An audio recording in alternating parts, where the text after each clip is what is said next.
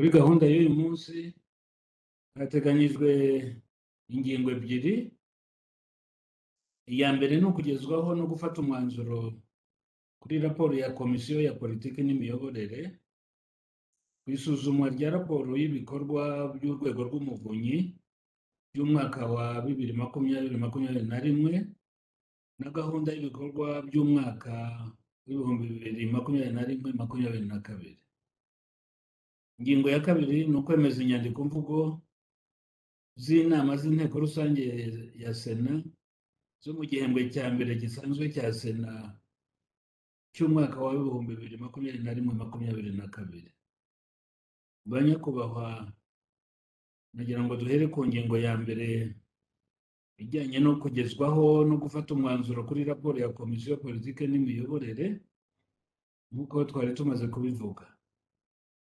Nkaba ngira ngo muri uyu mwanya rero duhe ijambo nyakubahwa Perezida wa Komisiyo atugezeho raporo ya Komisiyo. Nyakubahwa Perezida wa Komisiyo, ijambo ni iryanyu.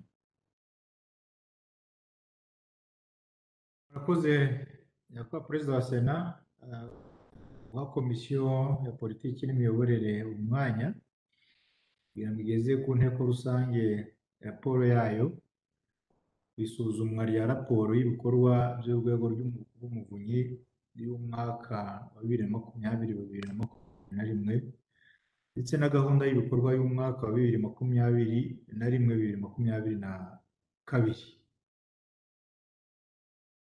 Perezida wa Sena ngira ngo abari kuri tekinike badushyiriraho presentation. Yego.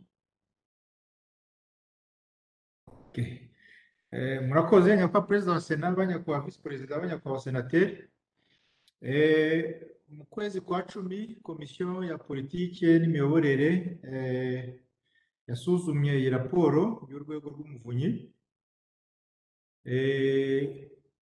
Akaba ariyo tugiye kubagezaho mu nteko rusange. Itegeko nimero 76 bare 2013 rigenga Urwego rw'Umuvunyi riteganya ko buri mwaka urwego rugeza ku nteko ishinga amategeko raporo yarwo y'ibikorwa by'umwaka ushize na gahunda y'ibikorwa by'umwaka ukurikira. Nk'uko biteganywa n'Itegeko Ngenga rigenga imikorere ya Sena, Komisiyo ya Politiki n'Imiyoborere yasuzumye izo nyandiko zombi igamije muri rusange kumenya uko urwo rwego rwashyize mu bikorwa inshingano zarwo no kumenya ibyo ruteganya umwaka utaha. By'umwihariko icyari kigenderewe kwari ukumenya no gusesengura uko ibikorwa by'uru rwego bifasha mu gushyira mu bikorwa amahame remezo ndetse na gahunda ya guverinoma y'imyaka 7 no kumenya no gusesengura ibibazo biri muri raporo ndetse no gutanga inama mu kubikemura. Ibyagezweho rero n'Urwego rw'Umuvunyi mu mwaka wa 2020-2021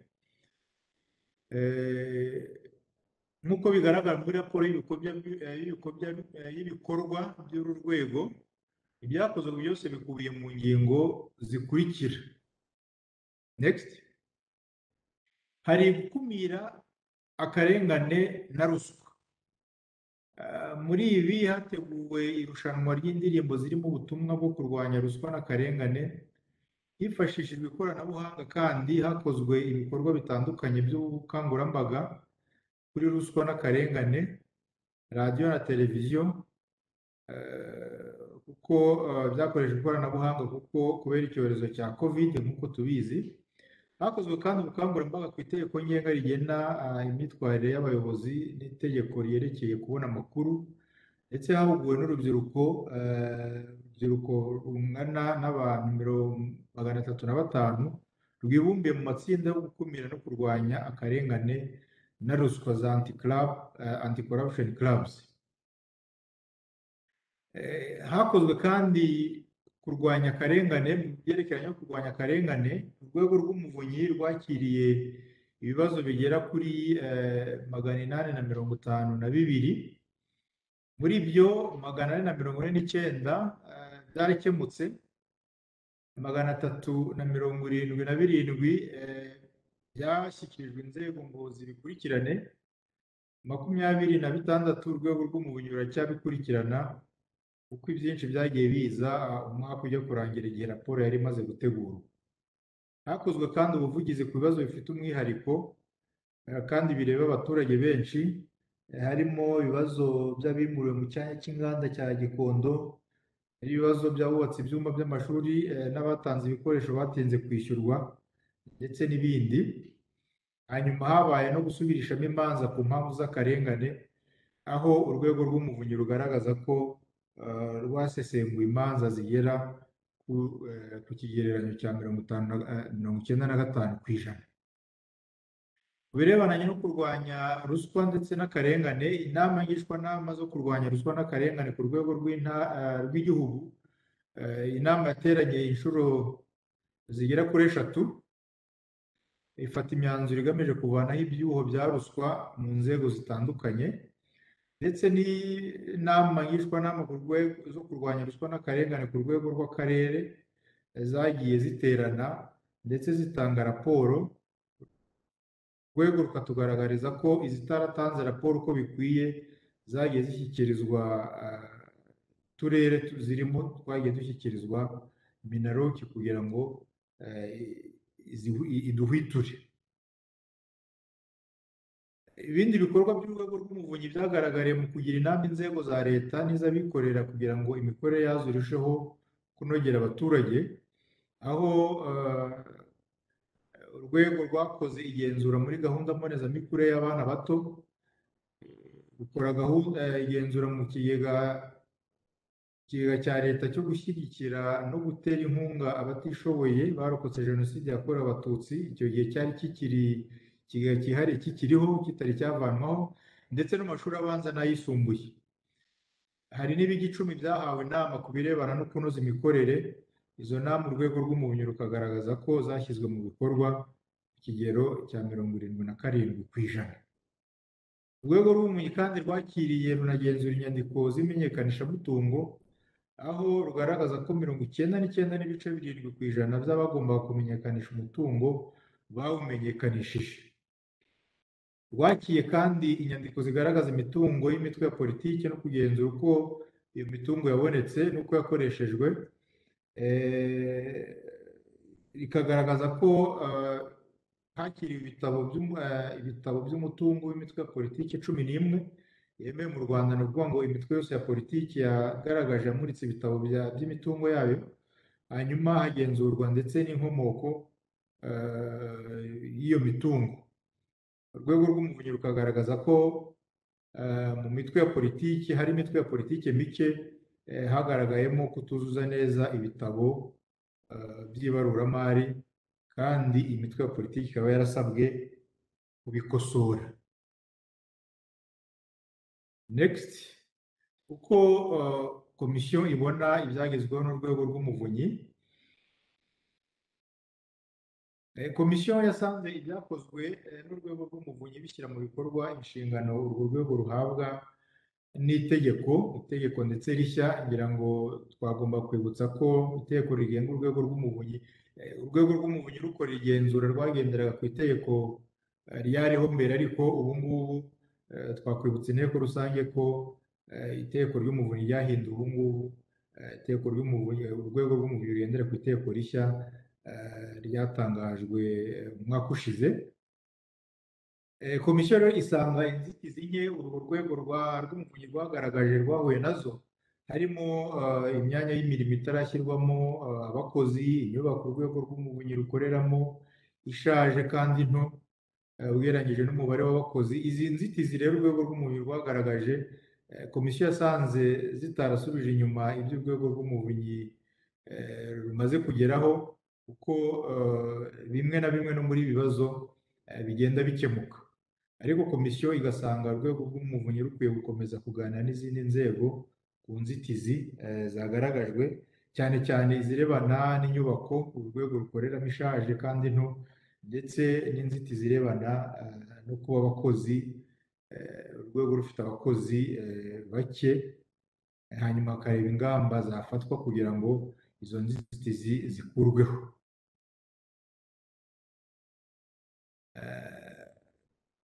Ibikorwa komisiyo yasanze kandi ibikorwa biri muri NS1 bigendanye no gukumira no kurwanya ruswa bigenda bigerwaho binyuze mu bikorwa by'urwego rw'umuvunyi. Hari ubushakashatsi bukorwa cyangwa se bwakozwe Baseline Study on Status of Corruption in Rwanda, bwafashije mu kwisuzuma no gushyiraho ingamba zo guhangana na ruswa.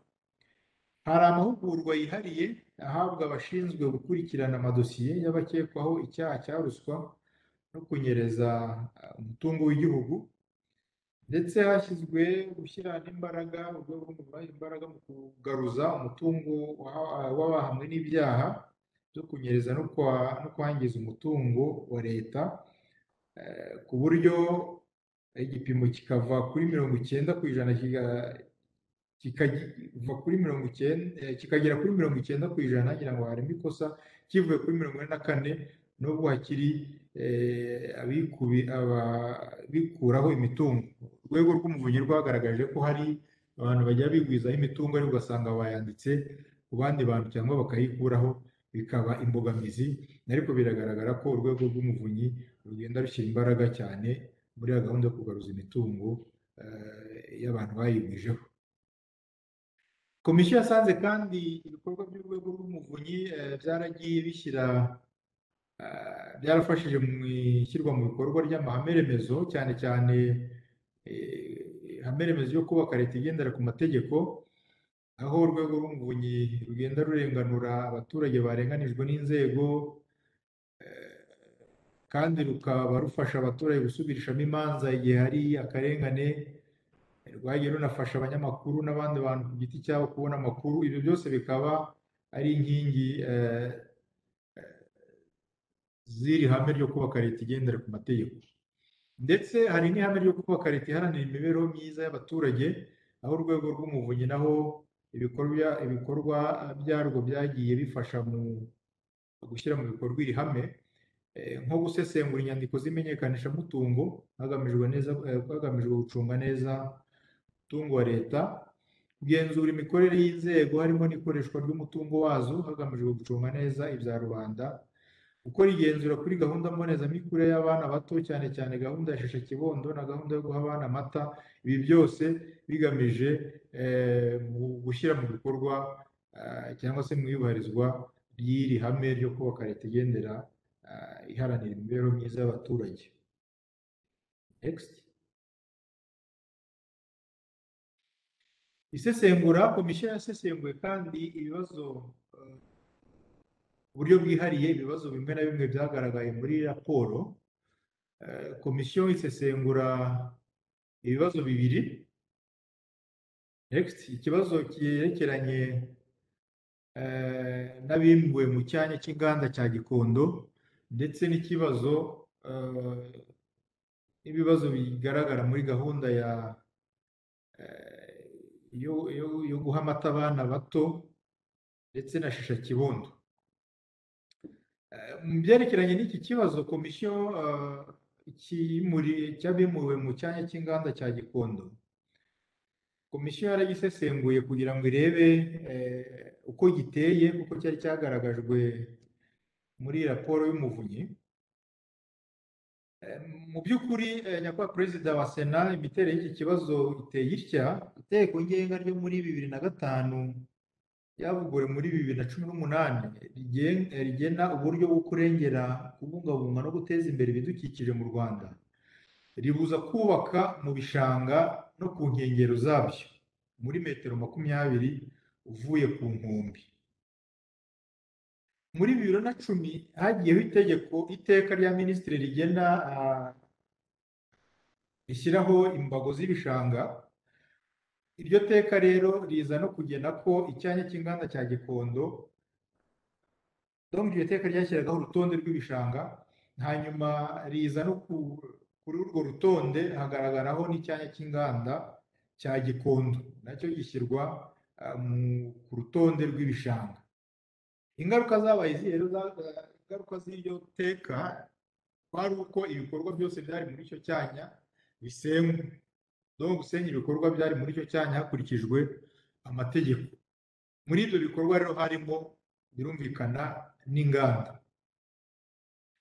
Muri 2011 inama y'abaminisitiri yarateranye mu Gushyingo yemeza ko inganda zirimo zujuje ibisabwa zimurirwa muri Kigali Special Economic Zone, hanyuma imitungo idashobora kwimurwa igahabwa ingurane.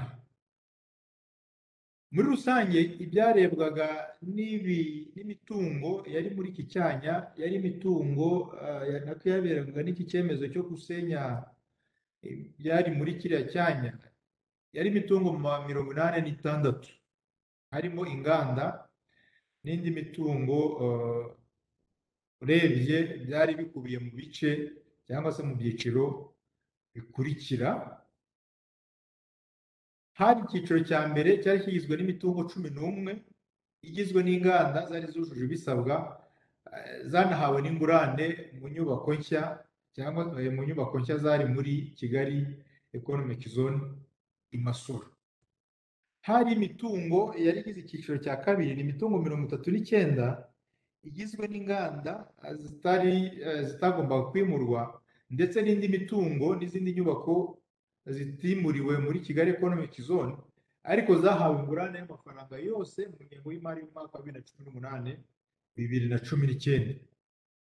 Hakaza icyiciro cya gatatu cyari kigizwe n'imitungo 36 ari nacyo kirimo abagejeje ikibazo ku rwego rw'umuvunyi, kuko nyuma y'uko bumvikanye na Minicom, ni ukuvuga ngo 36 Minicom yakoze igenagaciro, igena ibyo igomba kubishyura, ariko mbere yo kubishyura nako imaze no kwishyura bamwe, Minicom iza kugisha inama Minijust iza kuyigira inama ko hari muri ubwo bwumvikane bwabaye hari ibitarakurikije amategeko, hanyuma iza kubagira inama, itanga legal opinion y'uko byakorwa mu buryo bwubahirije n'amategeko.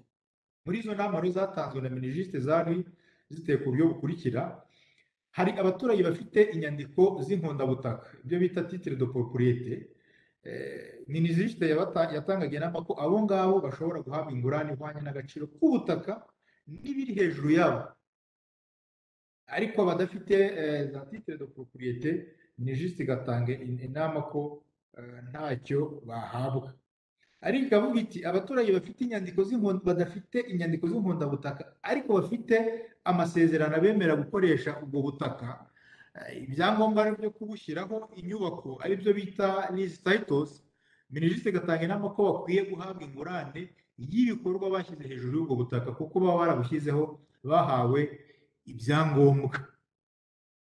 Hanyuma inama ya gatatu Minijust yatanze yari uko nta muntu ukwiye gusaba ingurane y'ibikorwa yashyize hejuru y'ubutaka, kuvuga ngo igishanga, ubutaka twibuke ko bwari bumaze gushyirwa ku rutonde rw'igishanga, ariko abashyizeho inyubako mu buryo bunyuranyije n'amategeko, Minijust rero igatanga inama ko ubu ntacyo babona nk'ingurane.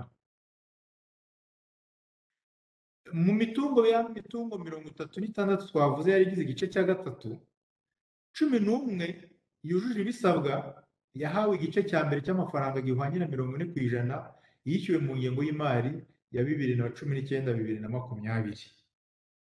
Harimo imitungo 8 mu gihe cyo gukora iryo genzura itari yujuje ibisabwa, itari yujuje ibyangombwa bisabwa. Hanyuma Minicom ibasaba kuzuza ibyo byangombwa, baza no kubyuzuza koko nyuma. Ubu ngubu barimo kumvikana uburyo bazishyurwa. Hari imitungo rero 3 ba nyirayo bo batashoboye kwerekana icyangombwa kigaragaza ko ari imitungo yabo. Birumvikana niba utagaragaje icyangombwa ko umutungo ari uwawe, ngo ntabwo ushobora no gusaba ingurane. Hakaba n'undi mutungo umwe wari warasizwe na bene wo, ni ukuvuga ngo muri rya tegeko rigena uko imitungo yasizwe na bene y'icungwa, wo ukaba ubwo ucungwa na leta, ubwo nta ntuzi. Ni ukuvuga ngo muri make ikibazo cyari gisigaranye imitungo 13, bene yo banze kwemera amasezerano mashya yakozwe nyuma y'uko minijisite itanze ya legal opinion yayo. Abangaba rero 13 ibyari ibyo basabaga cyangwa se ikibazo cyabo kigeza ku rwego rw'umuvunyi, basabaga kwishyurwa amafaranga y'ibikorwa byari hejuru y'ubutaka bari baremeranyije mbere na Minicom, igihe Minicom yari itarabona legal opinion, kandi bagasabwa bakurikirana ikibazo kijyanye n'ingurane y'amafaranga y'ubutaka, ni ukuvuga ngo bwa butaka bwo mu gishanga bavuga ko ari ubwabo. Iteko ryari rimaze kugaragaza ko ubutaka bw'igishanga nta nyirabwo. Kubera rero complexité y'ikibazo no kuba kiri multisectoriel gihuza minisiteri n'inzego bitandukanye, harimo Minicom, harimo minisiteri y'ibidukikije, harimo Minecofin, Minijust, Minaloc ndetse na REMA, byabaye ngombwa ko serivisi za minisitiri w'intebe arizo zifata iki kibazo mu biganza.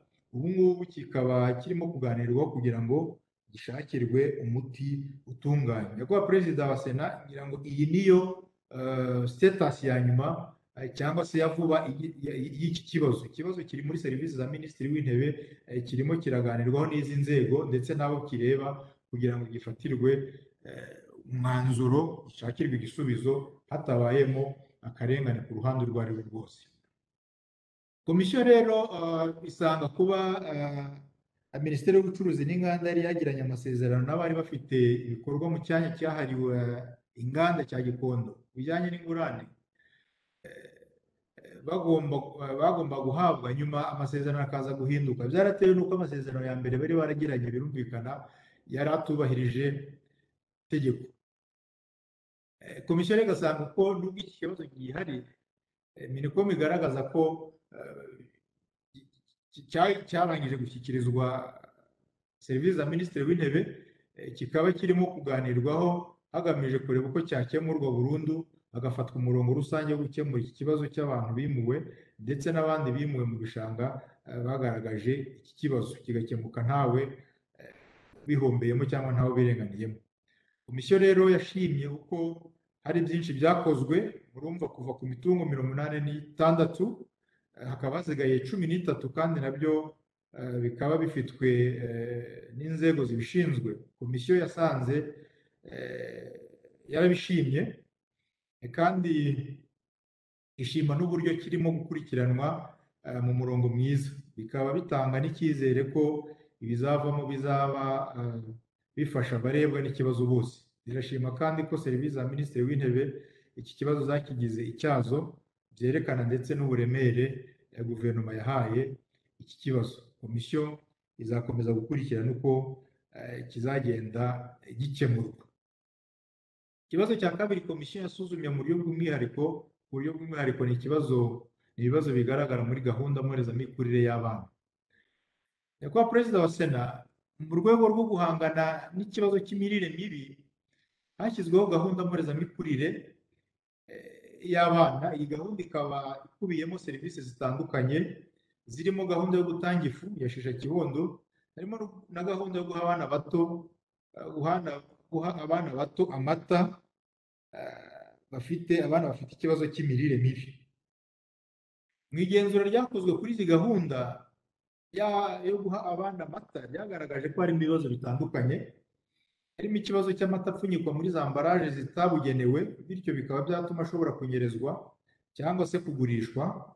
Harimo uburyo amata abikwa nabi bigatuma yangirika. Harimo uburyo amafishi yuzuzwa nabi bigatuma badakurikirana uko umwana agenda ava muri ya mirire mibi. Harimo no kuba hari ubwo amata ahabwa abagenerwabikorwa atujuje ingano ikwiriye, ugasanga babahaye amagarama makeya kuyo twateganyijwe. Muri rigenzura muri gahunda ya shisha kibondo naryo ryagaragaje ko harimo ibibazo. Icungira itanoze ya shisha kibondo, aho yabikwaga nabi, ikabikwa nabi ugasanga yangiritse cyangwa se yasaziye mu bubiko, cyangwa se ugasanga barayibika mu buryo butanoze, cyangwa se ugasanga kuyitanga ku buryo butubahirije amabwiriza, ahabwa shishakibondo barengeje amezi yabugenewe 23, cyangwa se bagahabwa nabo ingano irenze cyangwa se ituzuye. Hakabamo n'ibibazo byo kudakurikirana imikurire y'abana bari muri gahunda ya shishakibondo muri bwa buryo bwo kuzuza amafishi mu buryo butanoze, ndetse no kudafata ibipimo biteganyijwe mu rwego rwo gukurikirana ubuzima bw'umwana n'umubyeyi, cyangwa se gutinda gutanga raporo ziba zaragenwe kugira ngo barebe uburyo izi gahunda zirimo gukurikiranwa, zirimo gushyirwa mu bikorwa. Komisiyo rero yashimye gahunda mbonezamikurire y'abana bato, uburyo yashyizweho, igashyirwaho nk'uburyo bwo gukurikirana ubuzima bw'umwana no guhangana n'ikibazo cy'imirire mibi, kuko gukurikirana umwana kuva akivuka ni umuti urambye ku kibazo cy'imirire mibi n'igwingire. Komisiyo isanga izi gahunda zo kwita ku mirire y'abana ari ingenzi, kuko bituma abana bakurana ubuzima bwiza. Ibi kandi bikaba bizafasha mu kugera ku ntego igihugu cyiyemeje zo kugira ubukungu bushingiye ku bumenyi. Komisiyo isanga bimwe mu bibazo bigaragara muri izi gahunda biterwa no kutubahiriza amabwiriza yashyizweho, harimo amabwiriza ateganya amaraje amata apfunyikwamo, aho amata na shishakibondo bibikwa, ikigero cy'abahabwa shishakibondo ndetse n'abagenerwabikorwa bazo. Ibyo akaba ari ibibazo bitandukanye bituma ya gahunda itagera ku cyo yari igamije. Next. Komisiyo isanga kandi hakwiye kurushaho kunoza imikoranire y'inzego kugira ngo abagenerwabikorwa b'iyi gahunda babone ibyo bagenewe ku gihe, kuko akenshi usanga babibona batinze, rimwe na rimwe bitewe n'uburangare, bajya kugera igihe cyo kubifata ugasanga bajyaho bagasanga nta mata ari aho bagomba kuyafatira. Komisiyo kugira ngo J'espère que ça va maintenant.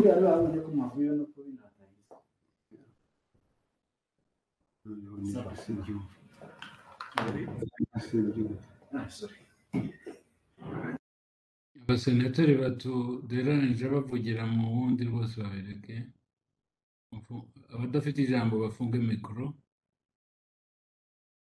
Komeza nyakubahwa perezida wa komisiyo. Nyakubahwa perezida, komisiyo isanga kugira ngo hanozwe uburyo bw'imicungire y'amata na shishakibondo ndetse n'uburyo bwo kubibika amata n'ifu bikwiye kuba muri ambaraje itandukanye n'ibyoherezwa ku isoko, ku rwego rwo kwirinda ko byagurishwa cyangwa se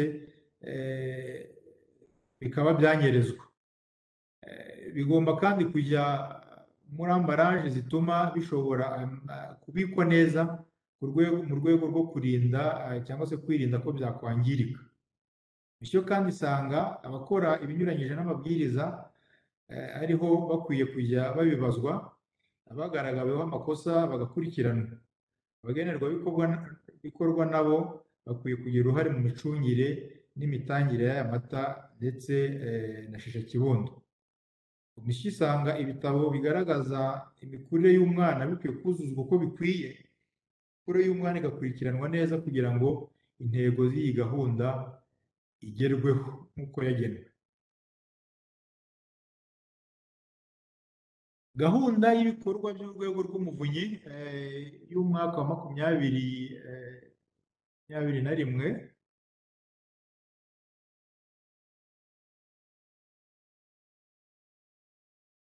ngira ngo harimo ikosa 21-22. Gahunda y'urwego rw'umuvunyi ikubiyemo ibikorwa bitandukanye bizarufasha kugera ku nshingano zarwo. Ibyo bikorwa birimo amahugurwa azahabwa abantu batandukanye, harimo ibiganiro ku maradiyo no kuri za televiziyo ku bubi bwa ruswa, harimo gukora ubukangurambaga ku baturage binyuze muri za gahunda zo kurwanya ruswa n'akarengane, anti-corruption campaigns, harimo gusuzuma imikorere y'inzego zaba iza leta n'iz'abikorera, kwakira no gukemura ibibazo by'akarengane n'ibindi bizatuma inshingano urwego rw'umuvunyi rufite zigerwaho.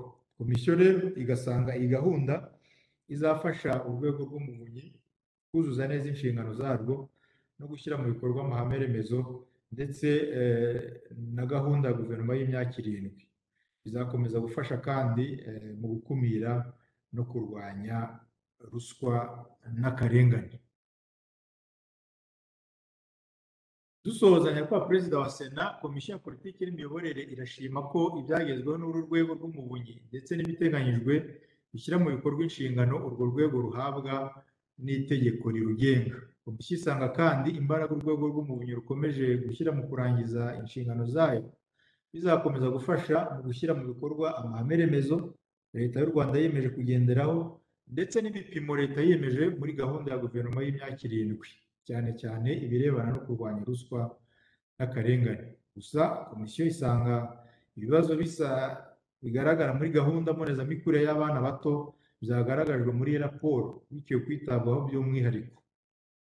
Muri urwo rwego rero, nyakubahwa perezida wa sena, komisiyo yasanze bikwiye ko yagira umwanzuro igeza ku nteko ishinga amategeko, ku nteko rusange, cyane cyane uwo mwanzuro ukaba ureba sena. Mu by'ukuri urwego rw'umuvunyi rwakoze igenzura mu mikorere ya gahunda mbonezamikurire y'abana bato rugaragaza ko harimo ibibazo haba mu micungire y'amata ndetse no mu micungire y'ifu ya shishakibondo. Ibibazo byatumye intego z'iyi gahunda zitagerwaho uko bikwiye, bituma ikibazo cy'igwingira kidacika. Komisiyo rero isanga kugira ngo iyi gahunda yo kurwanya imirire mibi mu bana igerweho kandi itange umusaruro, hakwiye gucukumburwa ibibazo byose biyigaragaramo ndetse n'ingamba zafatwa kugira ngo iyi gahunda igere ku musaruro uyitegerejweho. Muri urwo rwego rero, komisiyo yifuje ko isanga umwanzuro ukurikira ureba sena washyikirizwa inteko rusange, akaba ari ugukora isesengura ryimbitse ku bibazo bibangamiye ishyirwa mu bikorwa rya gahunda mbonezamikurire y'abana bato. Ibyo bibazo bituma hakigaragara ikibazo cy'imirire mibi n'igwingira mu bana. Kuba perezida wa sena, abanyakubahwa visi perezida, abanyakubahwa senateri, iyo niyo raporo ya komisiyo twifuza kubagezaho kugeza ku nteko rusange muri aka kanya. Tukaba tubashimiye. Murakoze. Murakoze nyakubahwa perezida wa komisiyo, ba nyakubahwa ba visi perezida, ba nyakubahwa abasenateri. Nyuma yo kugezwaho raporo ya komisiyo, twafungura lisite ya kabiri kugira ngo umusenateri ufite ikibazo cyangwa ibitekerezo ashobore kubitanga. Ubwo ndiho ndareba, ndabona honorable Cyprien. Niba hari undi ntabonye yakwigaragaza.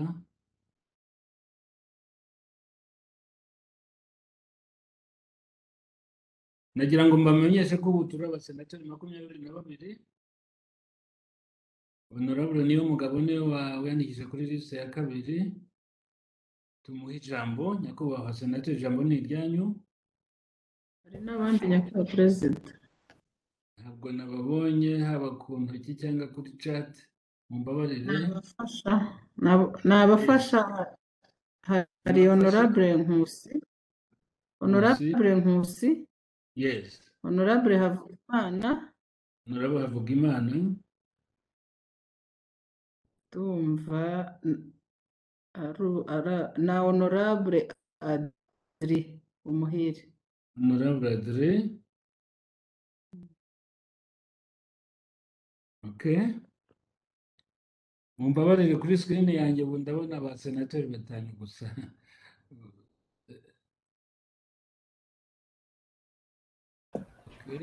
Ijambo ni irya honorable Niyomugabo Cyprien.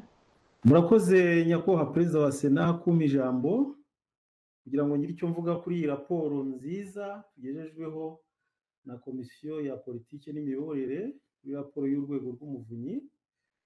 Ni raporo nise nziza cyane kuko isesenguye mu buryo bwa gihanga, kandi ikindi nakunze ni uko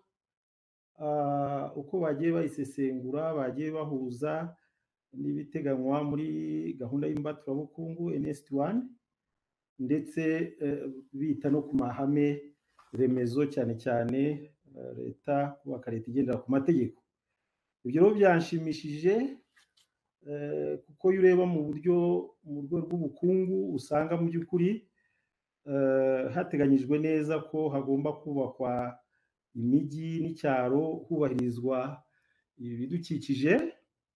Ibyo rero bikaba byaritaweho, ariko nkashima cyane akazi urwego rw'umuvunyi rwakoze mu by'ukuri ko kugira ngo hatagira urengana muri kiriya gishanga cy'Igikondo aho abaturage bari barubatse, kugira ngo babanze baganirize abatanze ko bagize akarengane gasuzumwe, ndetse hakaba n'ikintu nashimye cyane cy'imikoranire y'inzego, aho Minicom nashimye cyane ibonye ikibazo kireba n'uburyo bw'amategeko yagiye kugisha inama Minisiteri y'Ubutabera kugira ngo bayihe uko babibona mu rwego rw'amategeko. Iyo rero ikaba ari ya mikoranire myiza cyane guverinoma y'u Rwanda ishyira imbere, y'uko inzego zuzuzanya buri gihe cyose zishyira umuturage ku isonga kugira ngo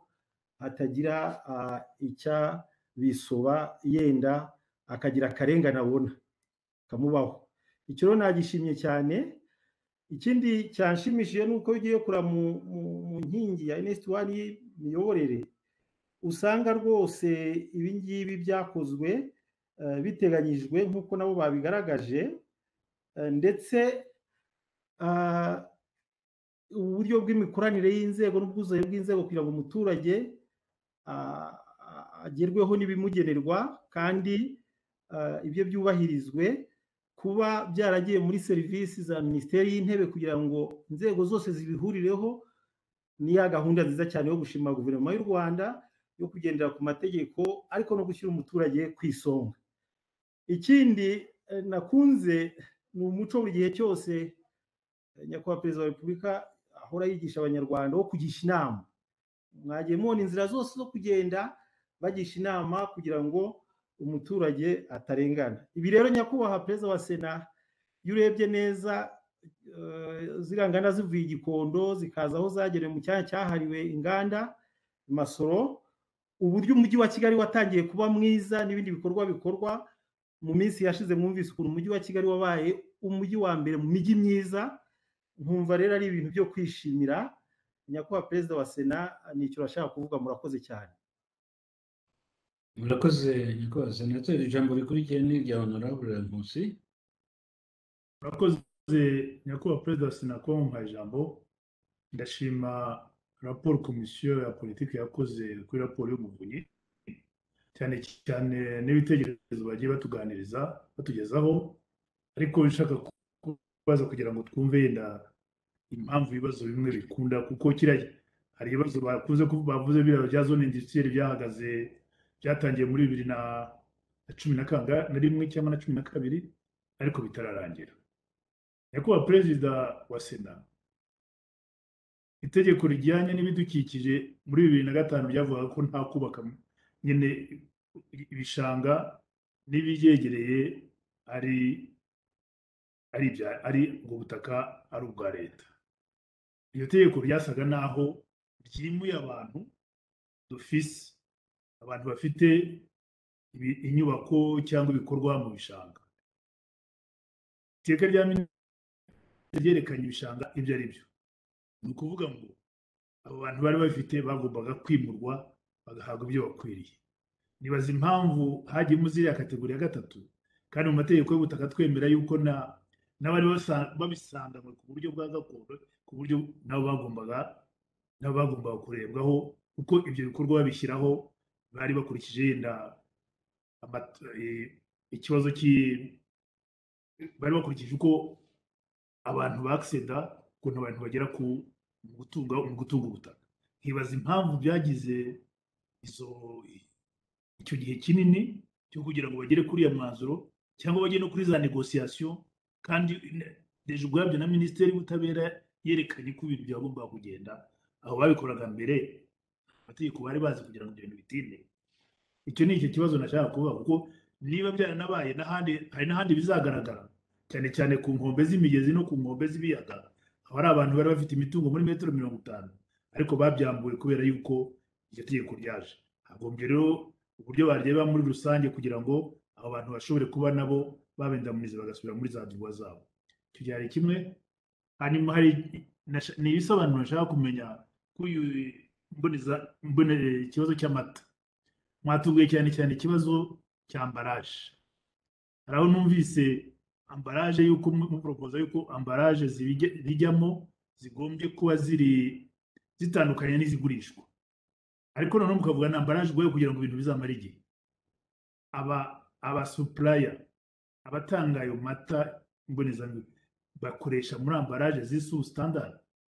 Rwanda Bureau of Standard ntabwo iba yarabipimye, cyangwa iriya Rwanda Food Agency iyo ntiyaba yarabibonye. Ibyo ngibyo nagira ngo musobanure niba mubajije umuvuzi, mubajije mukoze analize ya raporo, niba ibyo koko harimo ikibazo kijyanye na standard zubahirizwa kugira ngo abantu ibigo byohereza amata mu bigo by'imbonezamirire bibona za ambaraje zitujuje ibyangombwa.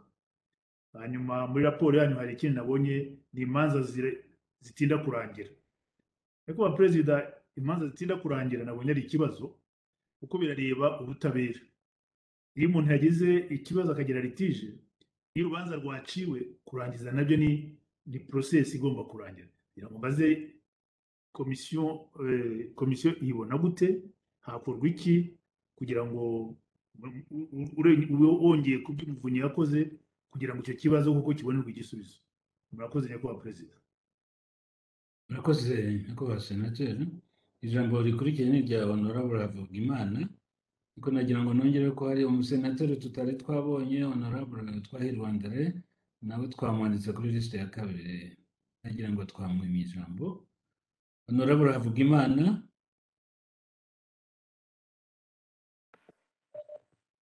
Murakoze nyakubahwa perezida wa sena mu ijambo. Nanjye ndashima ukuntu iyi raporo iteguye, ukuntu bayisesenguye n'imyanzuro bagenda baduporopoza. Ariko nsabye ijambo kubera ibibazo mbonamo bibiri. Ikibazo cya mbere ni ikijyanye n'imanza abantu birukira ku rwego rw'umuvunyi kugira ngo rubarenganure. Nasanze ku rupapuro rwa 6 rwa raporo imibare dufite nasanze itandukanye gatoya niyo twabonye none ahangaha kuri PowerPoint, kuko muri raporo bavuga ko ari imanza 361 zagombaga gusesengurwa muri 2020 na 2021. 343 zarasesenguwe arizo 95%. 18 ntizirasuzumwa arizo 5%. Ariko icyo nshima kandi kiduha ishusho y'ubutabera mu gihugu cyacu ni uko mu zasesenguwe basanzemwo 12%, 12.2% harabonetsemo akarengane. Bumva ko urubanza rumwe ku 8, hafi urubanza rumwe ku 10 rwagaragayemo akarengane. Uyu mubare rero numva uri hejuru, kuko abantu bazamuka bakagenda bakagera ku rwego rw'umuvunyi ntabwo bafite ubwo bushobozi, ari na benshi cyane. Ndatekereza yuko hari abaguma mu nzego mu nkiko zisumbuye bagapfa gupfundikira gusa bakarekeraho, ntibashobore kuzamuka ngo bagere ku rwego rw'umuvunyi. Ukumva yuko abangaba 12% byagaragaye ku muvunyi bashobora kuba babana 15%. Akaba ari umubare giye numva uri hejuru. Nkaba numva bigaragaza ko inzego z'ubutabera zarushaho kwisuzuma, kuko niba urubanza rumwe ku 10 rugaragaramo akarengane, numva ari umubare uri hejuru. Hari hakwiye kwisuzuma bakareba ukuntu byagabanuka byibura bikaba nk'urubanza rumwe kuri 20, ni ukuvuga nka 5%, ariko 12% ni nyinshi. Ikindi rero bavuze nuko nyine cyo gushima ni uko imanza zigera kuri 87% ngo nta karengane kari karimo, ariko uwo mubare uzamutse ukaba wagera kuri 90 cyangwa 95 nk'uko nabivugaga byarushaho kuba byiza. Ikibazo cya kabiri rero ni icyerekeranye n'imenyeshamutungo. Muri raporo hagaragaramo abantu 13,313 bagombaga gutangaza kumenyekanisha umutungo wabo, ariko muri bo hari abantu 37 byananiye, bananiwe rwose gusobanura umutungo wabo, nubwo hari abakora amayeri yo kwandikisha ku bandi bantu, ariko bo babuze aho babihera. Bakavuga yuko ngo bahanishwa kubandikira ibaruwa yo kubagaya, ngo hanyuma kandi bakawutangaza. Ni ukuvuga ko wagira ngo bari barakererewe, ariko mu by'ukuri ntibaba barakererewe, biba byarabananiye. Nkumva ko niba ubundi bwa mbere numvaga, niba ntibeshye, bavugaga yuko umuntu wananiwe gusobanura umutungo we aho ukomoka yakurwa mu bakozi ba fonction publique, akava mu kazi ka leta rwose burundu, kubera ko biba bigaragara yuko ibyo atunze yabibonye mu buryo budasobanutse bunyuranyije n'amategeko. Nkaba ari ikintu ngewe nshima ko cyafasha kurwanya ruswa. Nkumva ko kubandikira ibaruwa gusa yo kubagaya bidahagije, ko bari bakwiye kujya koko bahabwa igihano cyo kwirukanwa burundu mu nzego za leta. Ikindi nashaka kuvuga nyakubahwa Nkusi yakivuze cyerekeranye iby'imirire, nigeze kubikoraho ndi mu nama njyanama y'akarere ka Huye, dusura uko shisha kibondo itangwa mu mashuri. Icyo gihe nabonye, icyo gihe nasangaga ibikwa nabi. Ibyo bya ambaraje bavuga ni uko wasangaga hari za ambaraje zimwe zidakomeye, kandi ndibuka ko ishuri nari nasuye icyo gihe ryari rifite ikibazo cy'uko ububiko bari babishyizemo haravaga, ugasanga rero byarononekaye kubera kunyagirwa. Ikindi rero cyumvikana koko bashoboye kubishyira muri ambaraje zidasa neza ku isoko. Ikigamijwe aha ngaha ni ukugaragaza ko bitanyerezwa ngo bijye gucuruzwa, kuko nzi neza ko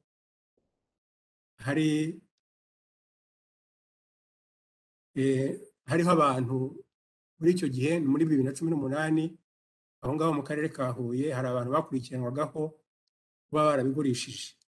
Ndumva ariyo mpamvu komisiyo yaporopozaga yuko haba hariho ambaraje yihariye, kugira ngo n'ibijya ku isoko bimenyekane ko ari bya bindi bigenewe abanyeshuri cyangwa bigenewe centre.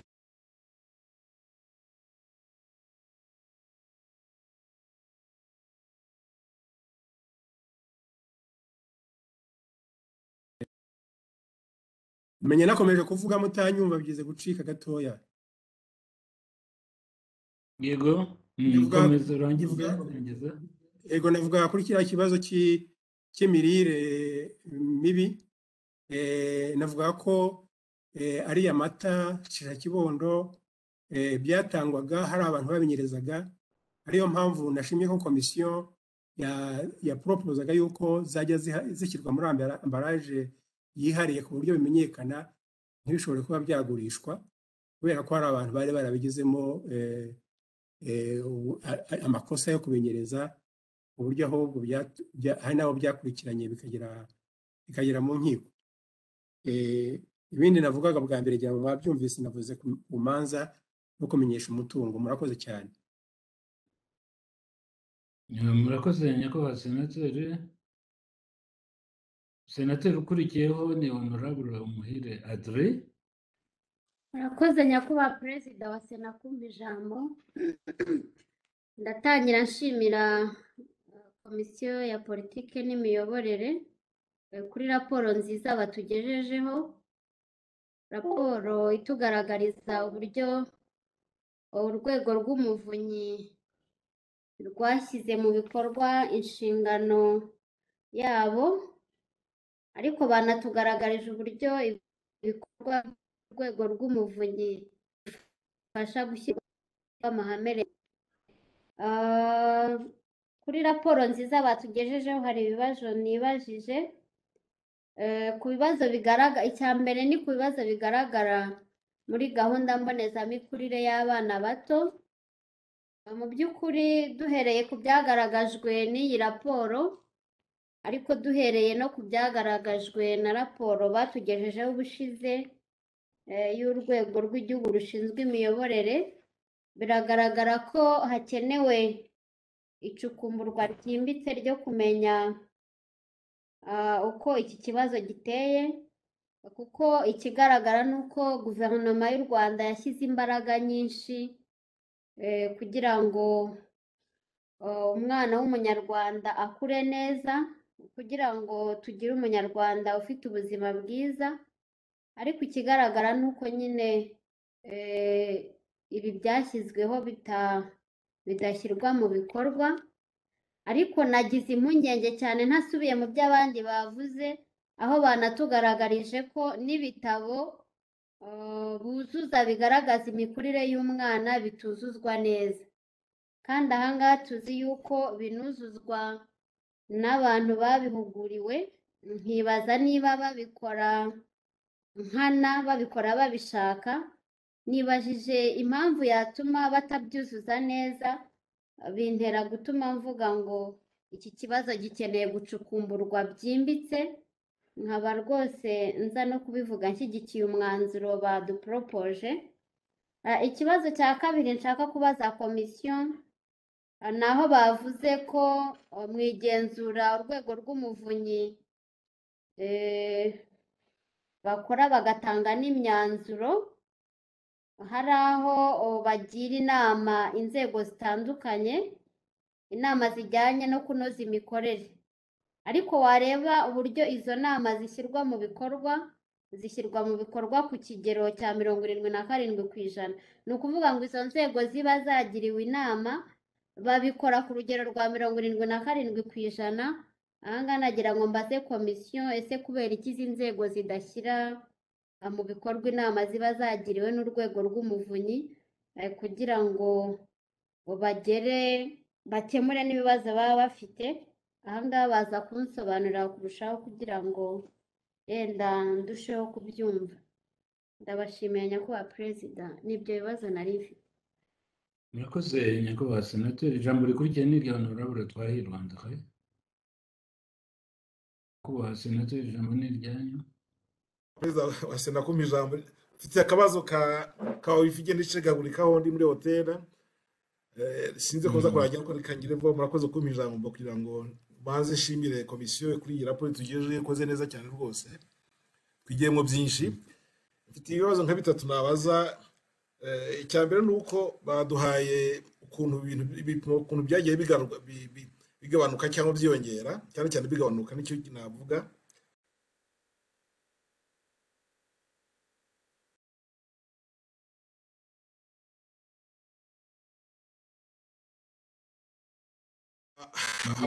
Abantu bo mu miryango na n'ubu ngubu icyo kibazo twigeze kukivugaho, batarabikora. Parti politike, imitwe ya politike itarabikora, bavuga na deadline bikorerwa. Sinzi ukuntu rwose ikibazo kizakemuka, kuko urumva ko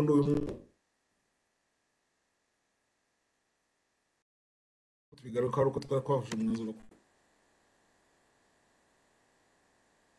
Ibyerekeye ntabwo tukumva neza, ijwi riragenda ricika, igihe ntabwo nkumva neza. reka banza nyakubahwa perezida, ndaza kugaragara kuri liste ya gatatu munyemereye, ndagerageza kubona igisubizo. Zakunda? Yes, urebe niba yenda connection iriho neza. Ndifite nagerageje, nahamagaye umukozi uza kubireba kugira ngo abitunganye. yes, munyemereye naza kugaruka kuri liste ya gatatu. kuri liste ya gatatu. Reka dusubize ijambo perezida wa komisiyo, narangiza urabura uwa mbere kuri liste ya gatatu. Murakoze nyakubahwa perezida wa Sena. nyakubahwa perezida wa komisiyo, twagusubiza ijambo ukagira icyo uvuga ku bibazo n'ibitekerezo byatanzwe.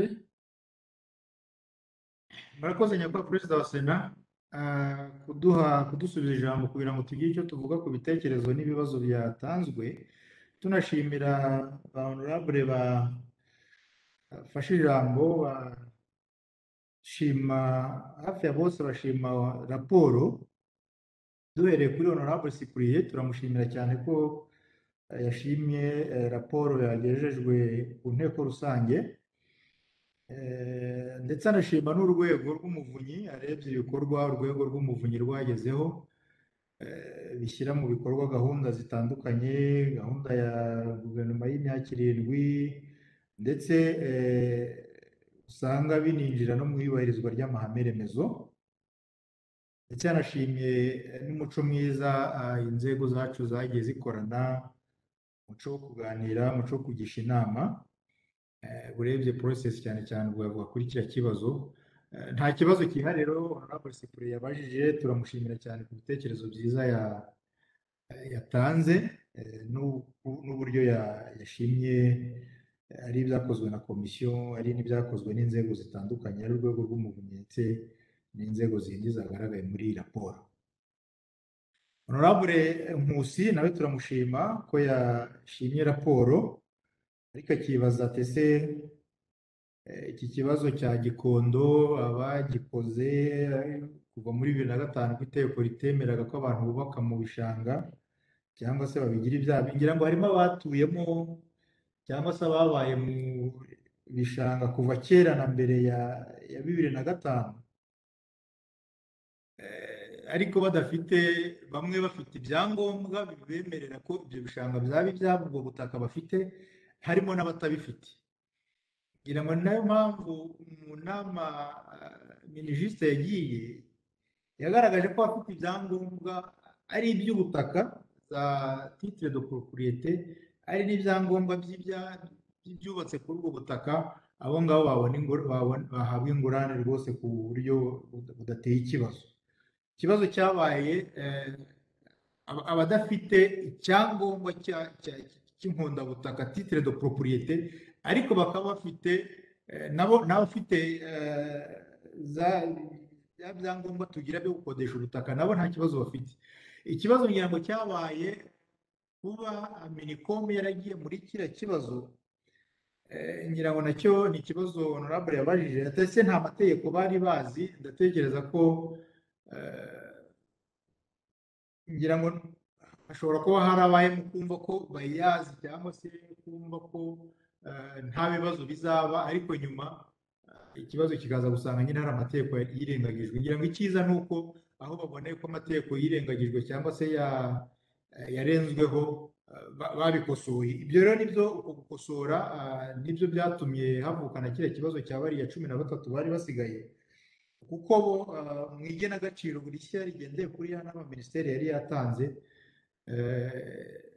banze kuryemera, bavuga bati twebwe hari ibyo twemeranyije namwe, kuki murajya kubisubiramo. Bagerageza kubasobanura ko ibyo bari bemeranyijwe binyuranyije n'amategeko, ntibabyumve, kandi ngira ngo amasezerano yose anyuranyije n'amategeko nta gaciro agira. Kuba rero barabikoze batabanje kugisha inama, ngira ngo ni amakosa yabaye kandi nabo bemera, ariko icyo twakwishimira ni uko baje kubona icyo amategeko avuga kandi bakabikosora nubwo byateye ikibazo. Ngira ngo iyo ukoze amasezerano ukaza kubona hari amategeko wirengagije ukayasubiraho, nibyo biba byiza aho guperisevera muri iyo ntuza. Iki ngiki rero nicyo cyatumye ubundi icyo kibazo gikomera, naho ubundi wenda cyari gukomezwa no kuba imitungo isaba amafaranga menshi, wenda guverinoma ikagaragaza ko ntayo ibona ako kanya, ariko kuba haragiye hagaragaramo abantu bagumye kuri ya masezerano bari bagiranye mbere anyuranyije n'amategeko, nicyo kibazo cyabaye. Ngira ngo icy'ingenzi ni uko ubona guverinoma ikibazo yaragifashe iragikurikirana ku buryo bwihariye, izi nzego zose zikazamo, ndetse minisiteri y'intebe ikabifata ame. Turatekereza ko nta muntu igisubizo kizaboneka ku buryo kitarenganya uwo ari we wese. Honorable Nkusi yabaje n'ikibazo cya ambaraje, yibaza ati ese izi ambaraje ntabwo ari RSB cyangwa FDA iba yabigerageje. Ubundi izi ambaraje ziba zigenewe kubika ayo mata agatangwa muri cya gihe cyagenwe. Iyo amata abitswe muri izo ambaraje, izo nzego ziba zazigenzuye, agatangwa muri cya gihe cyagenwe, nta kibazo kiba. Ikibazo kiba kubera ko amata atinda gutangwa rimwe na rimwe, agatinda mu bubiko. Aha ngaha rero twavuga ngo bareba, kuko hari igihe atinda kubera impamvu nabo zitabaturutseho, niba hari uburyo bwakorwa iyi ambaraje yakorwa ikomeye kurusha iyari isanzwe. Naho standards ziba zihari, ariko muzi ko standards iravuga ngo wenda igihe runaka iyi ambaraje yanjye izaba igifite agaciro, ariko iyo birenze cya gihe ikaba yakwangirika, ndatekereza ko tutavuga ko standard itaba yemeye. Icyo twavugaga rero, ngira ngo na honorable yagarutseho kuri izo ambaraje, honorable Havugimana, ni uko ubundi izo ambaraje twifuzaga ko zaba zikozwe mu buryo butandukanye na ambaraje zishyirwamo amata ajya ku isoko, ndetse zikanandikwaho neza ko ayo mata atagurishwa, ku buryo n'uyabona abona ko aya mata agiye kugura wenda ari umuntu yamuzaniye, akabona ko ayamuzaniye mu buryo butari bwo. Ibyo rero nibyo twifuzaga ko byakwandikwa kuri izo zambaraje, ku buryo umuntu wese uyabona abona ngo aya mata agenewe iki. Ntabwo agenewe gutanga uko abonye, ntagenewe kugurishwa, ntagenewe gucuruzwa, bikamenyekana ko ari amata agenewe gahunda runaka. Ngira ngo ni icyo ngicyo twatekereza kandi koko cyafasha. Imanza zitandukanye, imanza zitarangizwa, nacyo ni ikibazo honorable Nkusi yabajije. Ni ikibazo koko, ariko iyo murebye neza muri raporo, ngira ngo ikibazo twigeze kukigaragaza no muri raporo yashize, ndetse tunakora n'inama nyunguranabitekerezo n'inzego zitandukanye zirebwa n'irangizwa ry'imanza. Ubu ngubu rero ugiye kureba muri raporo usanga ibibazo byo kurangiza imanza biragenda bigabanyuka. N'ibi ngibi byagaragajwe musomye muri raporo, murasanga nyinshi imanza zisigaye ari iz'abunzi. Ziracyari ikibazo koko kubona nazo zitarangizwa, ariko nibura imanza zo mu nkiko zo urabona iki kibazo kigenda kirangira.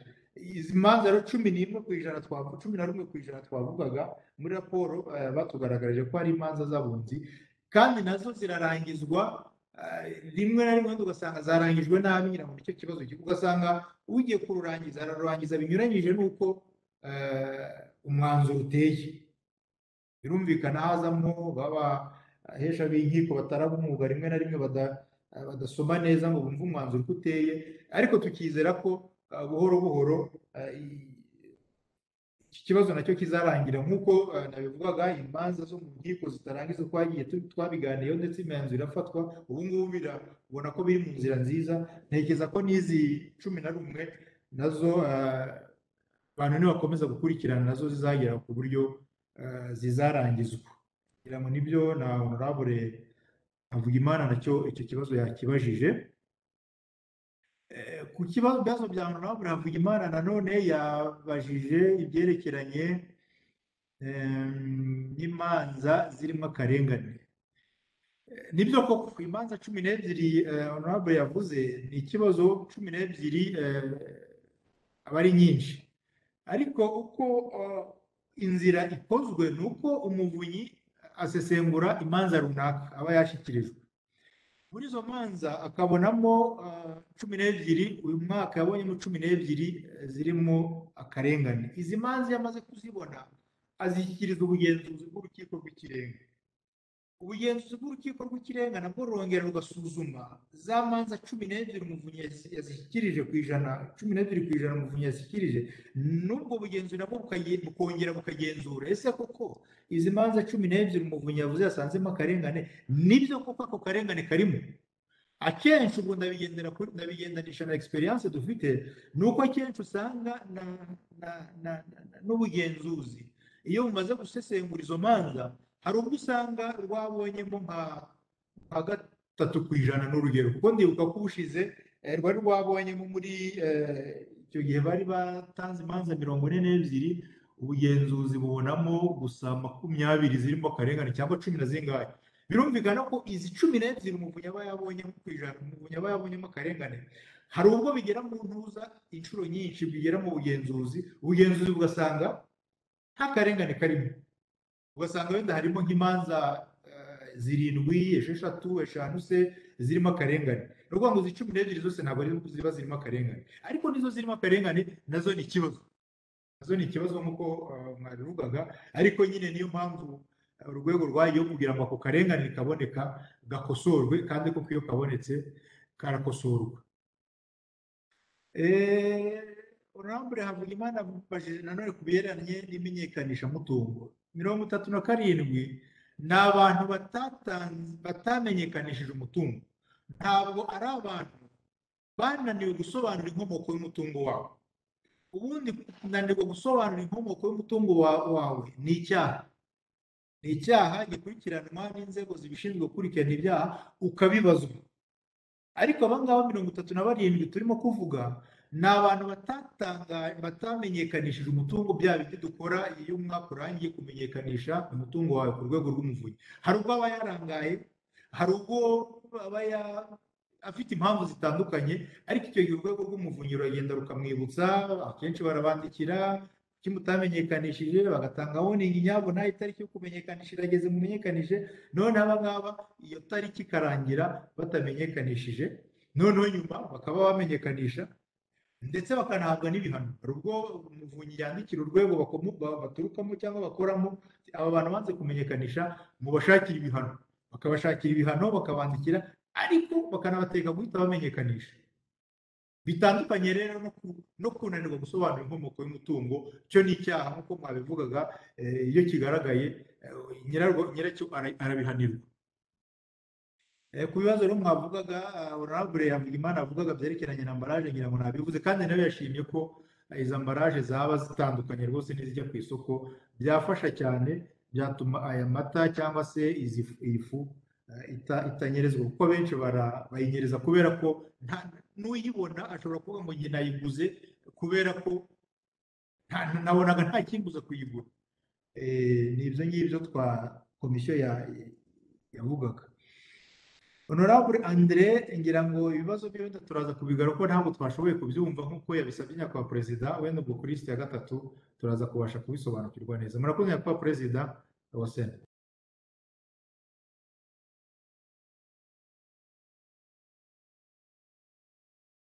murakoze. Hari ibibazo bya Honorable Adri nari nibagiwe, niba munyemereye nabyo nabijyaho, nari imyitabire bya André ngiye kubikwibutsa. Okay, murakoze. Honorable Adri nawe yashimye raporo, nawe turamushima cyane. Yagarutse kuri gahunda ya mbonezamikurire, yibaza ati ese ibi bitabo kuki bituzuzwa neza, haba hari impamvu, kandi kuko ibitabo kutabyuzuza neza ni ikibazo, kuko ari byo bigenda bigaragaza wa mwana yavuye aha yageze aha, yasubiye hasi yazamutse. Kutabyuzuza rero ni ikibazo gikomeye cyane, ariko nta mpamvu igaragazwa ituma wenda ngo tuvuge ngo ni impamvu ifatika yaba ituma batabyuzuza. N'urwego rw'umuvunyi iyo rwaganiye na bariya bashinzwe kubyuzuza, nta mpamvu n'imwe babahaye. baravuga ngo kubera ko hari igihe baza gufata amata cyangwa se ifu mu buryo bwihutirwa tukibagirwa kubyuzuza, urebye mu burangare gusa. Ni nayo mpamvu twavuga ngo hashobora kuba hari n'ikindi mu buryo wenda bwo kugira ngo batange makeya, babone wenda habone abashaka kunyereza babone uko banyereza. Harimo impamvu zitandukanye tutashoboye gusobanukirwa, niyo mpamvu twumvaga hakwiye kuzabisesengurwa, kuko aya mafishi atuzujwe ntabwo wamenya ngo umwana yavuye muri kiriya cyiciro yageze hariya, byagorana. Yibajije ngo ese kuki izi nzego zidashyira mu bikorwa inama ziba zagiriwe n'umuvunyi. 77%, ubwo ni ukuvuga ngo 23% batabashyize batazishyira mu bikorwa. Rwose umuvunyi ntabwo azi impamvu abantu batagira, atanga rekomandasiyo yasubira agasanga batazubahirije.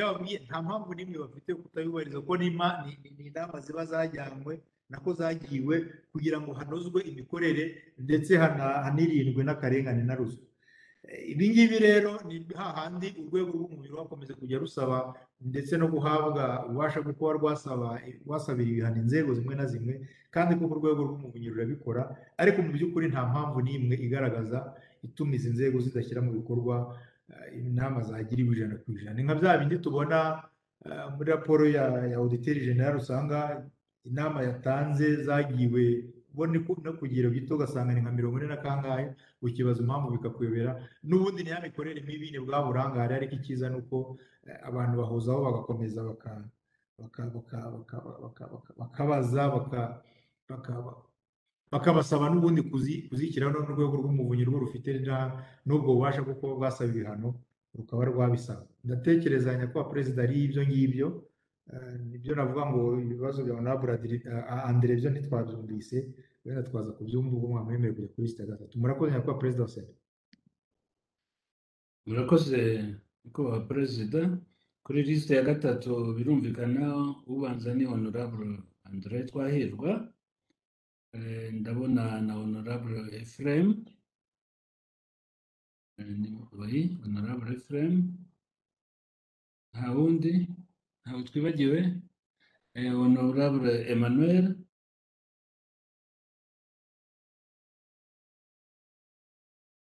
Nta wundi tutabonye. Honorable Twahirwa, ijambo ni iryanyu.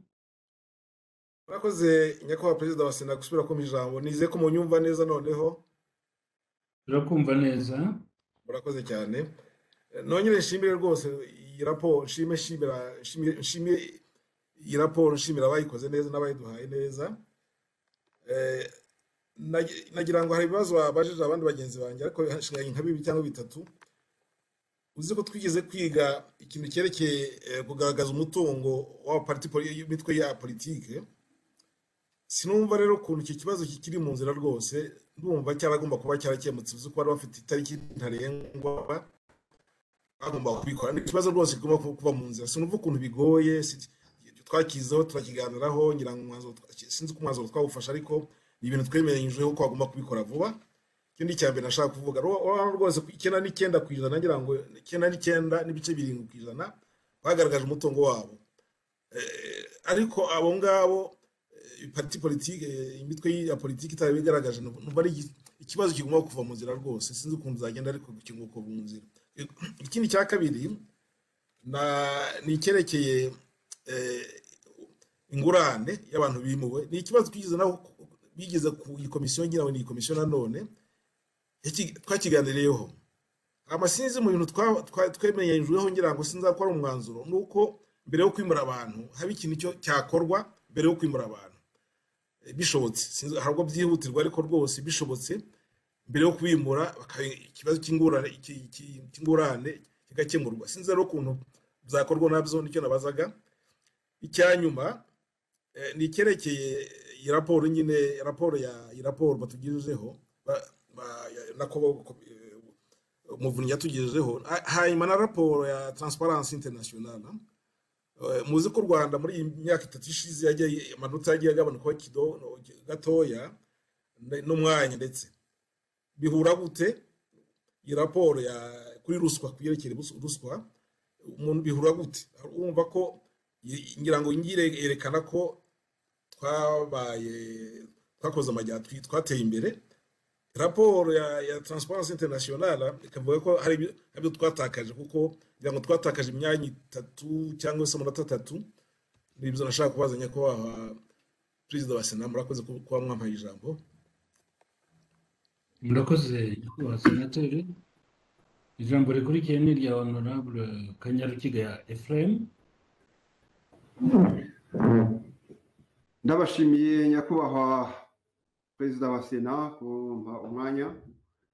Ndifatanya na bagenzi banjye bashima iyi raporo cyane, kuko irasobanutse, yagize n'ubusesenguzi bugaragara. Nkaba mfite ikibazo honorable Emmanuel yavuzeho, ariko n'ibisubizo byagitanzweho nkagira ngo nsobanuze kurushaho. Ni ikibazo kijyanye no kumenyekanisha umutungo ku rwego rw'umuvunyi. Aha ndabonamo ibice bibiri by'abantu. Hariho koko abadekaraye cyangwa bamenyekanishije umutungo, bananirwa gusobanura inkomoko yawo, ndetse n'ibihano birateganijwe harimo no kugawa. Cya mbere kugawa, n'abanyarwanda bafite umugani uvuga ngo umugayo ugaragura uwugaya, uwugawa yigaramiye. Umuntu ugendera kuri uwo mugani, ibyo kugawa ntacyo bimubwiye. Rero nkabona kugawa gusa bidahagije, rwose hakwiye gushakwa igihano kiremereye gituma iyo ngeso yo kunanirwa gusobanura aho umuntu yakuye umutungo igabanuka. Igice cya kabiri, nyakubahwa perezida wa Sena, ni abanudekarara akananirwa gusobanura kuruta utadekarara rwose. Byo kuvuga ko utadekaraye yagize impamvu yaribagiwe, yewe ntabwo nabona muri ubwo buryo. Nabona ahubwo ko yabinegirije, yarabisuzuguye. Aba bantu basabwa kumenyekanisha imitungo yabo ni icyiciro cy'abanyarwanda cyihariye. Ni abakozi ba leta, muri sosiyete babona nk'intangarugero, bazi amategeko, kandi imitungo yabo ntishaka ko bajya gukora ubushakashatsi ngo bashake babure umwanya. Umuntu azi imitungo ye, ni rimwe mu mwaka agomba kumenya ko igihe kigeze cyo kudekarara. Igihe rero atadekaraye, si ukubinanirwa, si ukubiburira umwanya, si ukubyibagirwa, ni ukubinegirija, ni ukubisuzugura. Yewe numva ahubwo afite icyaha kirusha n'icyo uriya wadekaraye akananirwa gusobanura aho yawukuye. Ikindi, azi ko ngo harimo igihano cyo kuzakurwa mu mirimo ya leta. Igihe yanze kudekarara, hari imitungo afite tutazi uko ingana. Iyo mitungo ishobora guteza igihombo kinini leta. Nicyo gituma igomba kuba dekarare. Akaba yakora imibare, umuntu nk'uwo, heureusement ni bake ariko biteye impungenge. Akaba yakora imibare, yewe sinzajya mbidekarara, bazajya kugeza igihe cyo kunkura mu mirimo ya leta, umutungo waragwiriye, avemo, niba ahanwe amezi angahe, akoresha umutungo we nk'uko yabibariye. Nyakubahwa perezida wa Sena, ndibwira ko ari ikintu cyo gutekerezaho byimbitse kurusha uko bimeze. Murakoze nyakubahwa perezida wa Sena. Murakoze senateri. Ijambo rikurikira ni irya honorable Havugimana Emmanuel. Murakoze nyakubahwa perezida wa Sena kongera kumpa ijambo. Mbanze nshimire mugenzi wanjye honorable Kanyarukiga usobanuye ikibazo rwose ku buryo bushimishije bumvikana. Ntabwo aricyo nashaka kugaruka, ariko mushimiye ukuntu nawe abisobanuye mu magambo arambuye kandi byumvikana. Icyo nari nasabiye ijambo ni ibyerekeranye na ruswa. Muri iyi raporo baratubwira yuko abantu bahamwe n'icyaha cya ruswa ari 286, barimo abagabo 249 n'abagore 37. Ahangaha umuntu akaba yashimira abagore barongeye baratsinze, bagaragaje yuko badafite akaboko karekare nk'uko bigaragara ku bagabo. Ariko rero ikintu mbona kibabaje ni uko abo ngabo bahamwe n'icyaha cya ruswa, muri bo imitungo yanyerejwe ishobora kugaruzwa igera kuri 44.3% gusa. 44.3%. urumva yuko munsi ya kimwe cya kabiri cy'ibintu byanyerejwe yabonye ku buryo bwa ruswa bitagaruzwa. Aha rero bigasa na bimwe honorable Kanyarukiga yavugaga, umuntu ashobora gukora imibare pe, umuntu udafite ubunyangamugayo akavuga ati nzayarya, bamfate, bamfunge, bankatire imyaka 5, umugore wanjye asigara yacuruza, aho nzaviramwo nzasanga yarabyaye ayandi kandi azangemurira, nzavamo nyuma y'imyaka 3 kubera kwitwara neza muri gereza, bankuremo njye mu mutungo wanjye. Numva rero rwose hakwiye gutekerezwa ku buryo bwimbitse ingamba zafatwa kugira ngo ibyanyerejwe bigaruka ari byinshi. Aho gufunga umuntu ntacyo bitumariye, ntacyo bitumariye kuko atwara miliyoni 100 akagenda agafungwa, akazagara ugasanga rya jana ryabyaye irindi jana. Ndumva ko hari hakwiye gushyirwamo imbaraga mu kugaruza cyane cyane imitungo yanyerejwe, bikava kuri ziriya 44% byorohe kagera kuri 90% nk'uko babyandika, 90%. Ntawavuga 100%, ariko byibura bizamuka, habamo ubushake bugaragara. Kuko umuntu yakwibaza niba n'abashinzwe kubakurikirana swat barabatinya cyangwa se ni complicité bakabigiramo uruhare. Ndetse ndumva ari ikintu twatekerezaho, naho bireba byose bakagira ukuntu babisuzuma kugira ngo ririya janisha rya 44 rizamuke, abantu bafatiwe mu cyuho cya ruswa cyo kunyereza umutungo wa leta wavunye abaturage batanga imisoro yabo ugaruke, ugirira akamaro igihugu. Ndabashimiye nyakubahwa perezida wa Sena. Murakoze nyakubahwa senateri, banyakubahwa visi perezida, banyakubahwa senateri. Dusubize ijambo perezida wa komisiyo kugira ngo asubize abari biyandikije kuri lisite ya 3. Perezida wa komisiyo. Murakoze nyakubahwa perezida wa Sena kudusubiza ijambo kugira ngo tugire icyo tuvuga ku bitekerezo n'ibibazo byabajijwe kuri lisite ya 3. Turahera ku bitekerezo bya honorable n'ibitekerezo bya honorable Twahirwa André. Tubanza gushima cyane ko nawe yashimye iyi raporo, akagira impungenge cyane cyane ku byerekeranye no kugaragaza umutungo w'imitwe ya politike, ati kuki bikigorana. Nyakubahwa perezida wa Sena, ngira ngo nasobanura ko bitagoranye. Ntabwo bigoranye kuko igenzura nako umutungo wakiriwe mu mitwe ya politike, imitungo yose yaramenyekanishijwe, imitwe ya politike yose yamenye ko ari 11 dufite yemewe, yamenyekanishije ibitabo byabo by'umutungo. Wenda ngira ngo icyo tumanze ngisobanure. Ibi ngibi bibazo byaje ni utubazo dutoya cyane twagaragaye mu bitabo by'ibaruramari, aho usanga wenda nk'ushinzwe kubara umutungo yibagiwe kubarura umutungo runaka, kuwushyira mu bitabo, ukagaragara wenda nko kuri banki ariko mu bitabo ntawe urimo, cyangwa se ugasanga hamwe na hamwe hari amakosa, ugasanga hari nk'amafaranga yabonetse ugereranyije n'amafaranga nyakuri. Mbese ni udukosa twatundi two mu mvete navuga ngo abakontabuli.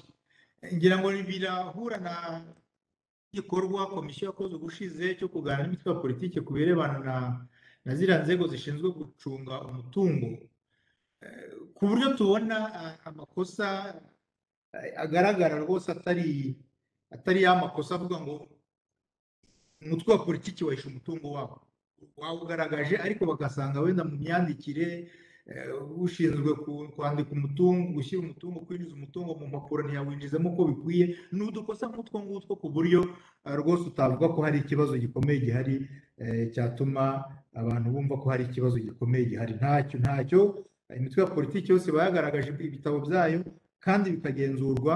Utwo ngutwo ni udukosa umuvunyi aba yabonye muri iryo genzura kandi akabigaragaza ndetse bakemeranya no kubikosora. Kwimura abantu ku mpamvu z'inyungu rusange nk'uko nyakubahwa honorable yabivuze, nibyo koko n'amategeko arabivuga ko abantu bagomba kwimurwa ari uko barangije kubona ingurane. Sinzi wenda niba yabihuzaga n'ibi ngibi twavuze byo mu gishanga. Iki ngiki cyabaye mu buryo bwo gukiza abantu kubera ibishanga ndetse n'ibiza byashoboraga kubangiriza, ariko turemeranya ko amategeko akwiye kubahirizwa muri ibi bintu byo kwimura abantu ku mpamvu z'inyungu rusange. Ndetse n'iyo urebye uretse wenda ibi dukeya tugenda tuvuga, usanga akenshi ubu ngubu inzego zose zarabisabwe, zarabibwiye kandi zarabyemeje ko mbere yo gukora igikorwa runaka zigomba kubanza kwishyura ingurane y'abaturage. Ibi ngibi byose tubihujeho, nanjye ndamushima ko amategeko akwiye kubahirizwa, kandi ubona bigenda bigerwaho urebye uko byatangiye n'aho bigeze ubu ngubu. Akibaza ati ese turahuza dute iyi raporo na raporo iherutse gutangwa ya Transparency International yagaragaje ko u Rwanda rwagiye rutakaza imyanya, rutakaza amanota ndetse n'imyanya. Ndatekereza ko iyi raporo iragaragaza ko u Rwanda ruhagaze neza mu kurwanya ruswa. Biragaragara ko hari utubazo tugenda tugaragara, hari abantu bagifite akaboko karekare, ariko muri rusange raporo iragaragaza ko u Rwanda ruhagaze neza. Kubihuza n'iyi raporo ya Transparency, uko nabihuza navuga nti wenda abandi baturushije bakoze neza kuturusha, ntekereza ko tukwiye kubyigiraho. Bariya baturushije amanota, ntekereza ko hari aho bageze natwe dukeneye kugera kugira ngo ya myanya twatakaje tuzayireke imbere ndetse twegere imbere. Ariko ntabwo bivuze ngo twakoze nabi cyane. Yego twakoze nabi ko twasubiye inyuma, biragaragara, ariko abangaba bagiye baza imbere, biragaragara ko bakoze neza kuturusha. Ntekereza ko ari cyo natwe twavuga ko dufatanyije n'izi nzego zose zinjira muri gahunda yo kurwanya ruswa, ari umuvunyi, ari Transparency, ari za foramu nka PNAC, abantu bazakomeza kugenda bashyiramo imbaraga ku buryo imyanya twatakaje natwe twagusubirana, ndetse n'amanota twatakaje tukarenzaho. Kuba rero twarasubiye inyuma, numva igisobanuro ko wenda abandi bashobora kuba barakoze neza kuturusha, bitavuze necessarily ko twebwe byabaye bibi. Honorable Kanyarukiga turamushimira ko nawe arashima, yagarutse ku bamenyekanisha umutungo. Nibyo kuko kumenyekanisha umutungo hari impamvu, ngira ngo birajya no mu kubahiriza rya hame remezo ryo ko abantu batagomba ihame remezo ryo ya leta iharanira imibereho myiza y'abaturage, abantu batagomba kwigwizaho imitungo bakananirwa no gusobanura aho bayikuye, bituma umuturage ashobora kubangamirwa mu mibereho ye. Turemeranya rwose ko hari ikibazo kutamenyekanisha umutungo wawe. Amategeko arabitegeka, amategeko arabisaba buri wese uri muri cyiciro runaka ko agomba kumenyekanisha umutungo. Kutawumenyekanisha rero ni ikibazo gikomeye. Ni nayo mpamvu umuvunyi muri iyi nshingano afite n'ububasha bwo gusabira ibihano aba bantu batamenyekanisha umutungo wabo. Nibyo koko turemeranya ko bashobora no kutabikora ku mayeri, kugira ngo bigwijeho umutungo bakanga kujya kumenyekanisha ko bazi ko batazabasha kuwusobanura. Gusa icyo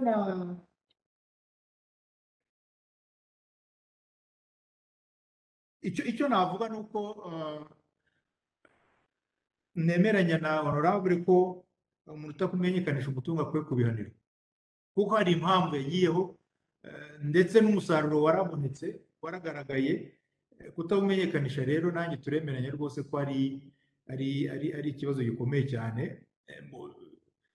Ngira ngo biri mu bihano byo mu rwego rw'ubutegetsi, abatamenyekanisha cyangwa mu byaha byo mu rwego rw'ubutegetsi, ku buryo aba bantu bashobora gushakirwa ibihano. Sinzi wenda niba cyajya no mu bihano mpanabyaha, ariko urebye uko baba bangana n'uko umuvunyi bukurikirana, twe tubona rwose bikurikiranwa 3%. Yego ni kenshi, ariko uko umuvunyi ugenda ubikurikirana abantu bagenda babikora.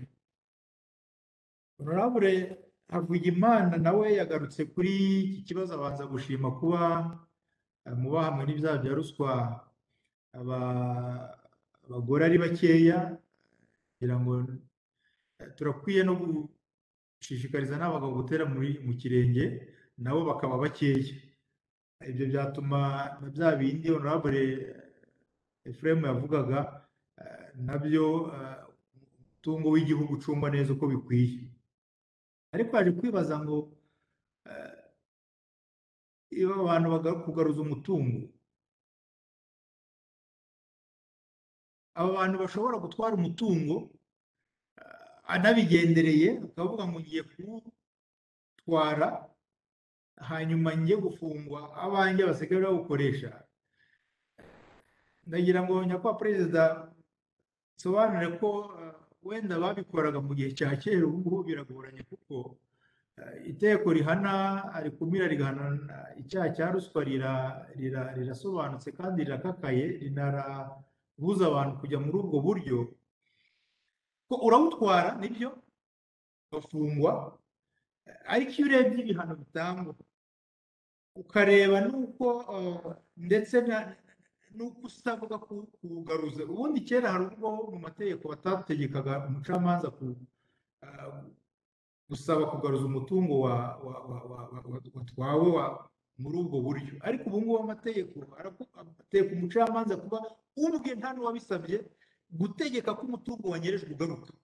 Iyo umutungo wanyerejwe ugarutse rero ukareba n'amande ageneye icyo gihano, usanga akenshi yikubye inshuro zirenga nka hagati y'eshanu n'icumi, bigakorerwa ugasanga wa muntu ntacyo ashobora gusigarana, kuko iyo bakubwiye ngo garura umutungo tanga amande, akenshi n'ubundi azava muri wa mutungo wawe, umutungo wawe ufite. Ndatekereza ko udashobora gukinisha ibyo ngibyo ko ngiye kuwufata musigire umugore cyangwa abavandimwe basigaye bawucuruza, kuko n'ubundi ibyo bazaguca ntabwo bashobora kuzabibona bitavuye muri wa mutungo. Mwumva rero uko itegeko riteye ubu ngubu ryo gukumira no kurwanya ruswa rica intege abantu bashobora kwibwira ibyo ngibyo. Wenda bashobora kubikora kera, ariko ubu ngubu rwose ntabwo bishoboka. Amande ubwayo arakarishye cyane, hagati niba utwaye miliyoni 10, fata 10 hagati ya 5 n'10, yikubibwa ni miliyoni 100 ku bazi gukuba, uzazikurahe. Hanyuma hiyongereho no kuba urukiko rwagutegetse kugarura y'amafaranga, ingano y'amafaranga wanyereje. Urumva rero ko birakakaye cyane ku buryo amategeko arafunze, nta muntu wapfa kubyitwaza. Ngira ngo ni ibyo ngibyo. Yavuga ko kugaruza ari gakeya 44.3%. Ngira ngo abawutwara nabo hari ababa bafite amayeri. Ntekereza ko urwego rw'umuvunyi rugenda rukomeza kuyatahura. Murakoze nongera kuba perezida, ni ibyo ngibyo nagira ngo mvuge ku bibazo byabajijwe n'ibitekerezo byatanzwe. Murakoze.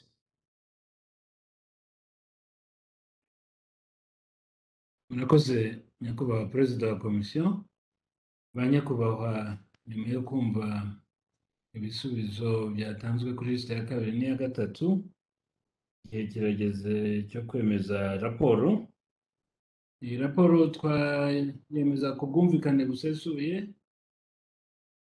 Yego, ndabona ntawe uvuga oya. Raporo ya komisiyo politike n'imiyoborere ku isuzuma ya raporo y'ibikorwa by'urwego rw'umuvunyi by'umwaka w'2021 na gahunda y'ibikorwa by'umwaka w'2021-22 inteko rusange irayemeje. Ba nyakubahwa, nyuma yo gufata icyemezo kuri raporo, turakurikizaho kwemeza umwanzuro komisiyo yatugejejeho. Ndagira ngo nibutse ko uretse umwanzuro twashyikirijwe na komisiyo, itegeko ngengamikorere ritwemerera ko hashobora no gufatwa indi myanzuro bitewe n'uko impaka ziri bugende. Komisiyo rero yatugejejeho umwanzuro ureba sena, agira ngo bawutwibutse. Nyakubahwa perezida wa komisiyo, watwibutsa umwanzuro mwatugejejeho cyangwa umbwire muba imbere? Nyakubahwa perezida, ngira wenda ngo kugira ngo ba honorable babone bawusoma tekinike yawudushyiriraho, ariko uravuga ngo gukora isesengura ryimbitse ku bibazo bibangamiye ishyirwa mu bikorwa rya gahunda mbonezamikurire y'abana bato bituma kigaragara ikibazo cy'imirire mibi n'igwingira mu bana. Ndabona tekinike iri kuwushyiraho. Okay, ni uwo nguwo nyakubahwa perezida se. yego murakoze. hari n'abasenateri nka babiri bigeze kugira icyo bawuvugaho, ariko dufungure lisite ya kabiri. Ufite icyo avuga ku mwanzuro cyangwa ufite undi mwanzuro? Ijambo ni iryanyu banyakubahwa. Mushobora kwandika kuri chat cyangwa se gushyira ukuboko hejuru bakureho inyandiko kugira ngo tubone neza abasenateri. Yego, sinzi niba honorable Andre ari ugushyira hejuru cyangwa ari uko yishimaga. No, ubwo nta jambo asaba. Umwanzuro twawemeranyaho ku bwumvikane busesuye. Yego, murakoze banyakubahwa. Umwanzuro komisiyo yatugejejeho rero tuwemeje ku bwumvikane busesuye. Banyakubahwa ba visi perezida, abanyakubahwa abasenateri, inteko imaze kwemeza raporo ya komisiyo ndetse n'umwanzuro bari batugejejeho. Mumfashe dushimire biro ya komisiyo n'abandi bagize komisiyo kuri raporo batugejejeho.